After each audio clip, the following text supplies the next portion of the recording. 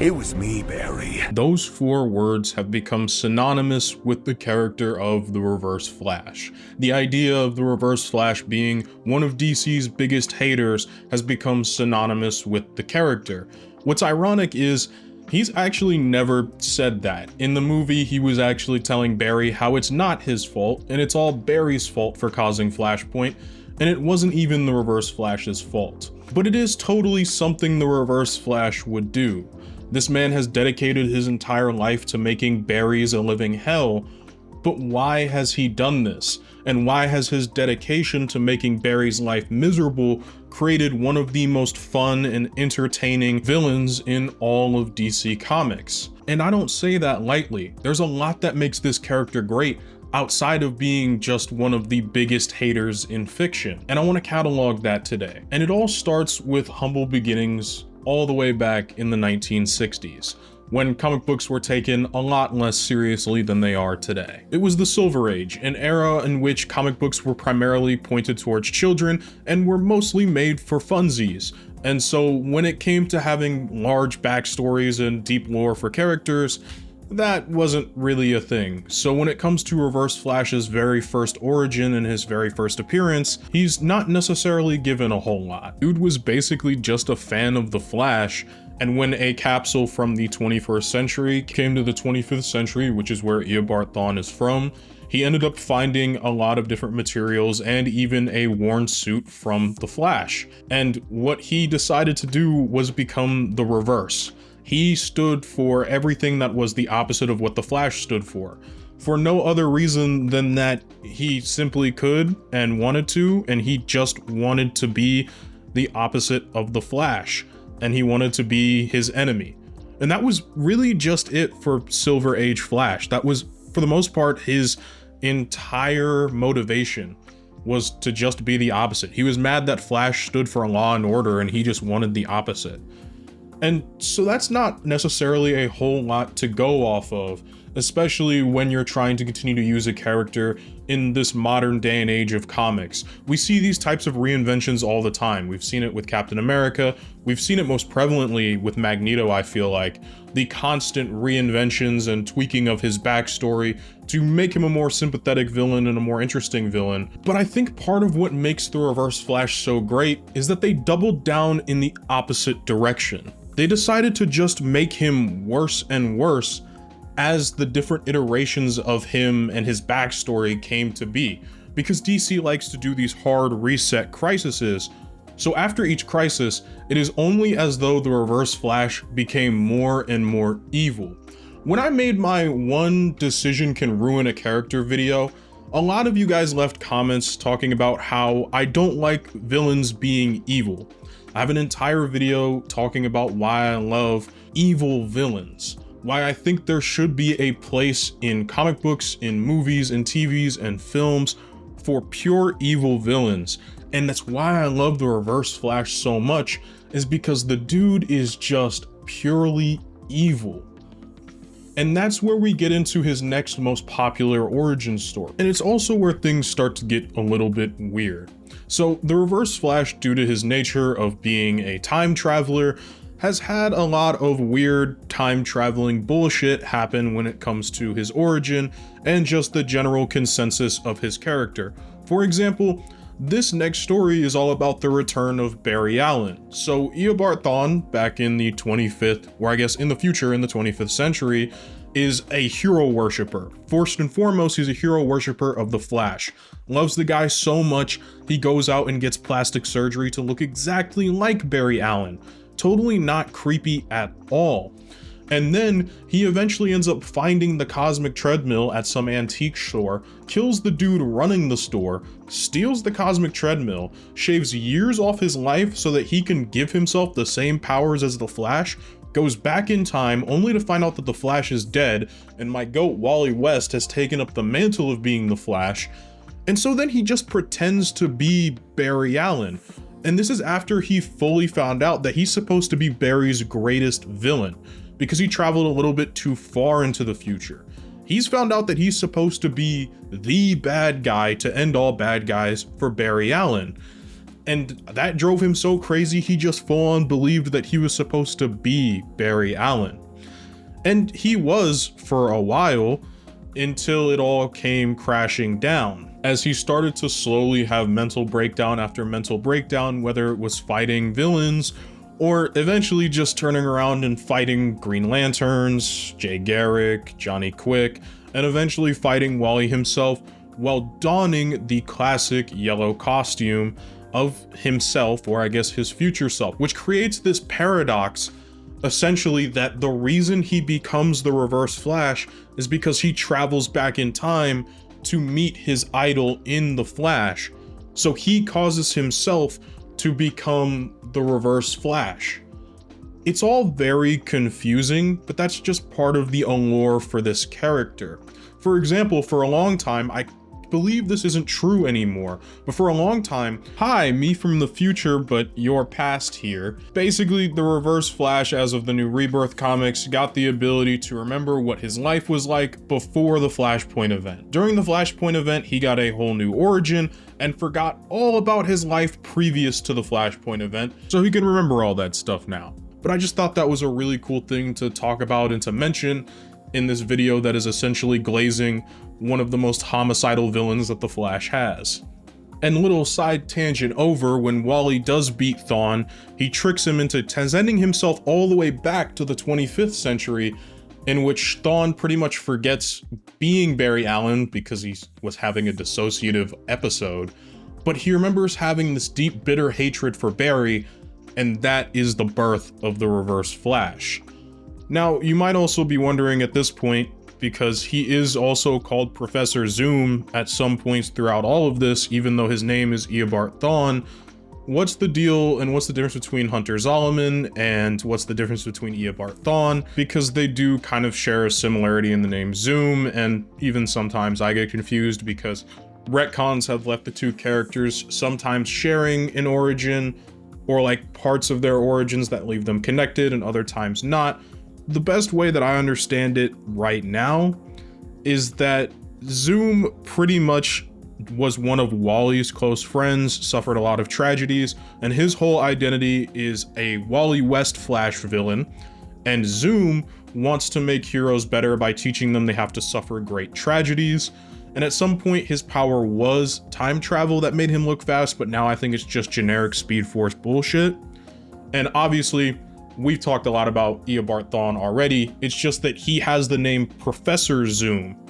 And we'll get into more about that nickname a little bit later, as it's not really explained in either of these two origins we've talked about so far, but they go on to explain it in these next two that I'll mention.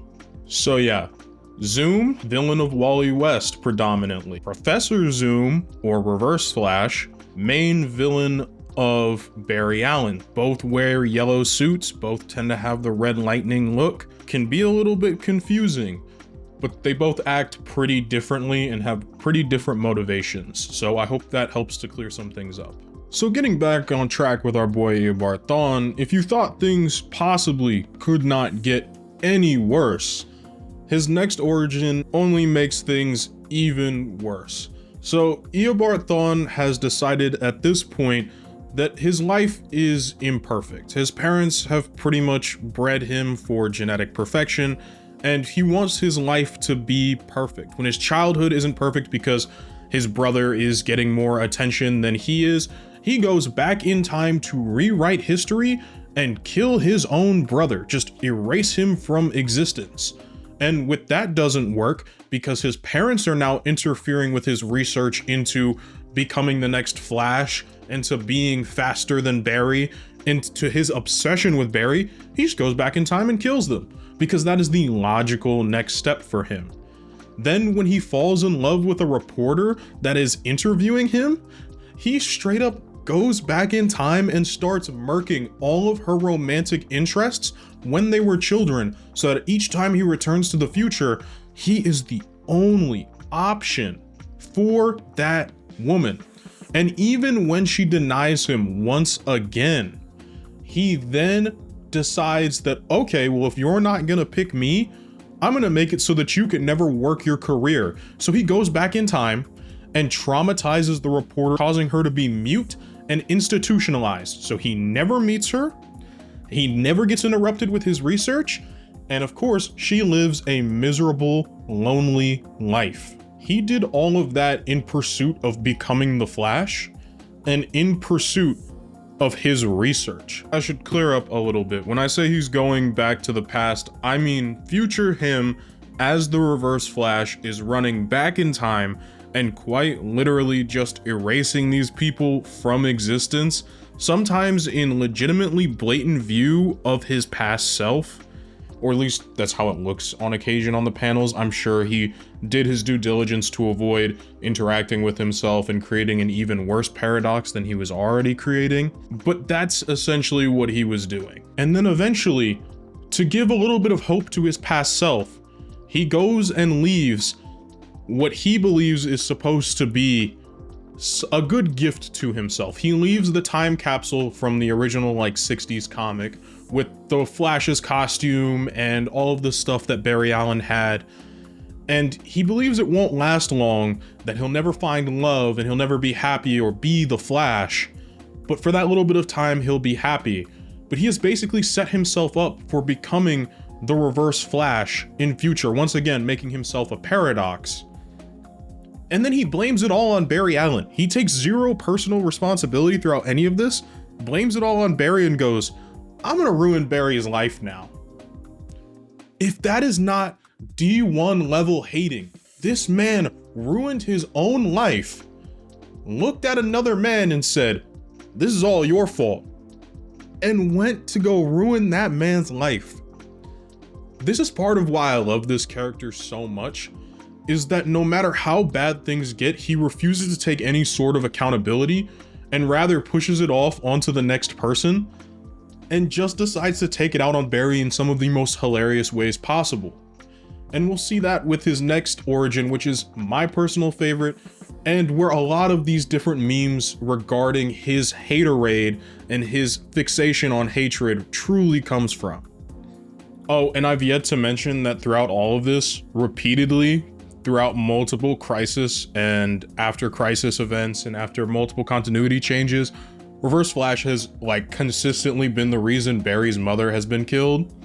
And he almost always does this after his initial meeting with Barry, or his initial wave of manic pixie dream girl obsession fades and he turns into a yandere stalker-esque type of person. He just kills the dude's mom because that's how he wants to start making Barry's life miserable. And while that's all fun and games and yeah, that makes him a hater, it's not the reason people denote him to be this D1 hater, or the reason I consider him to be such a great villain.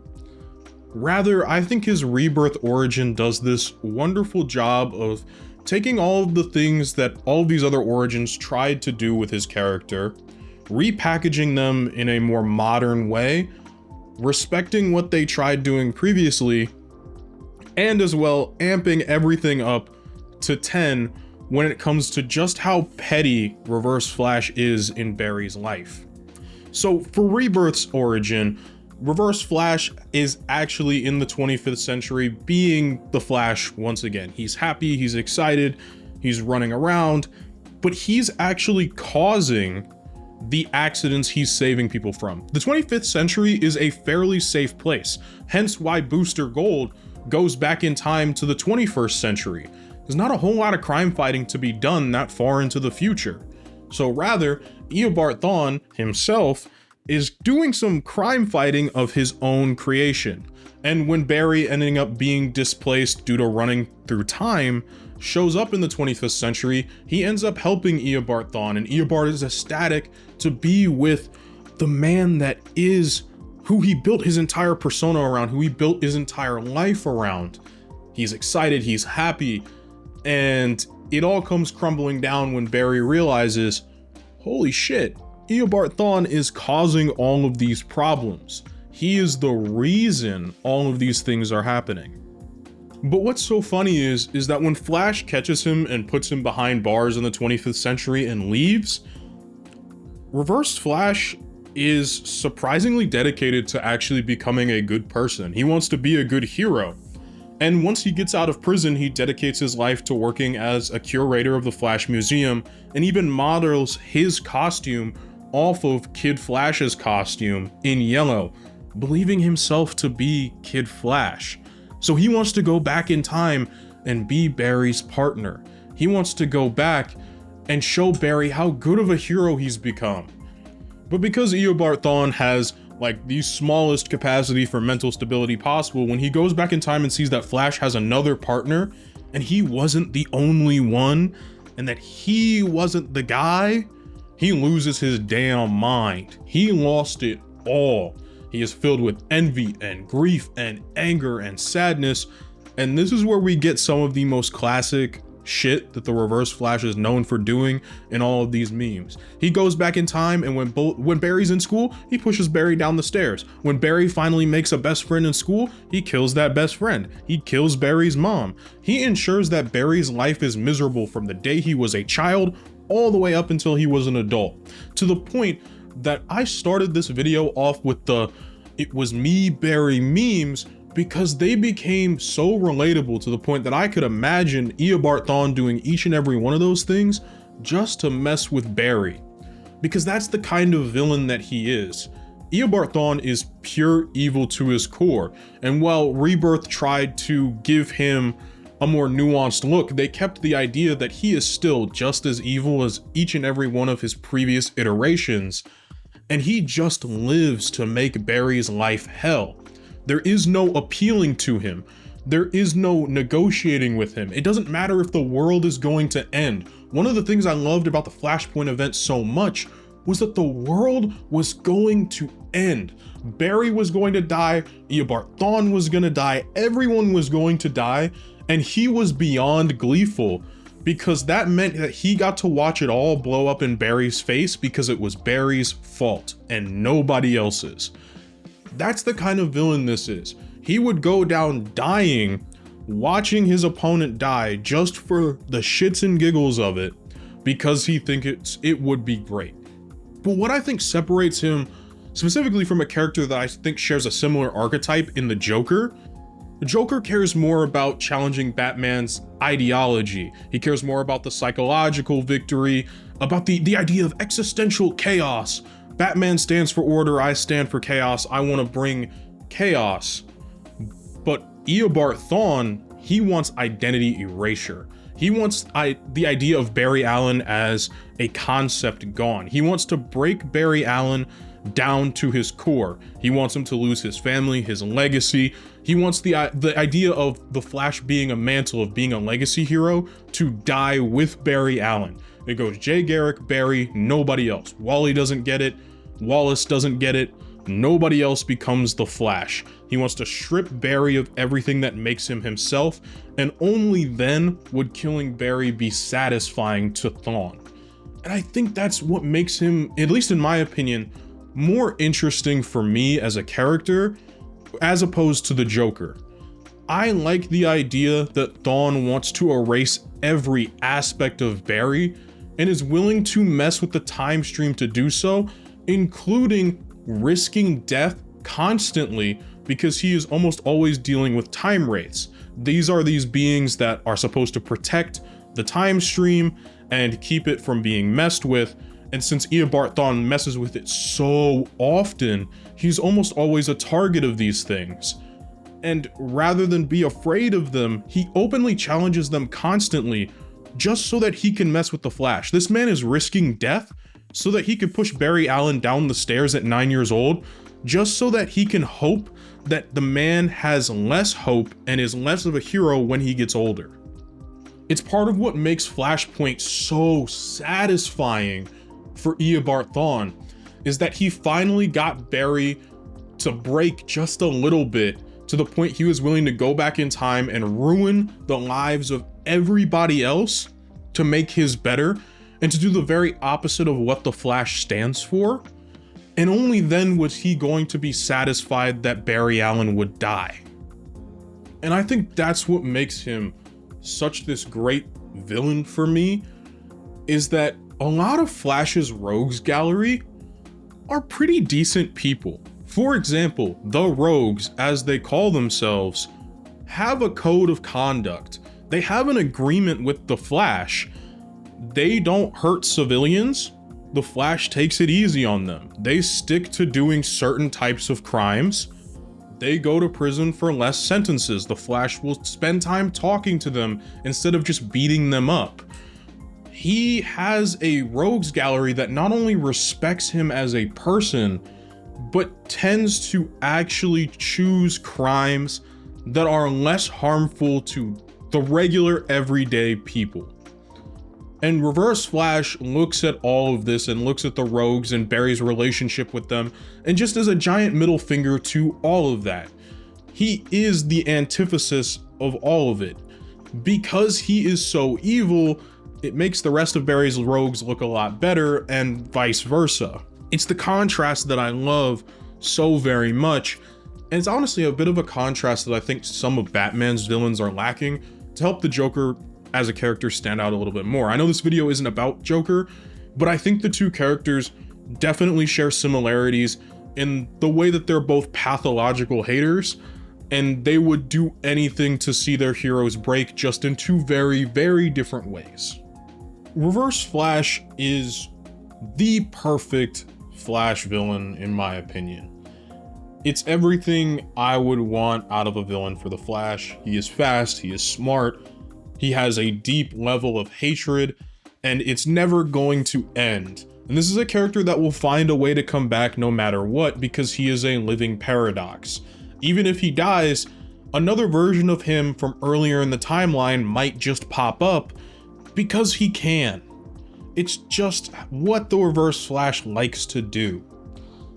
And sometimes though, it can be really, really, really confusing.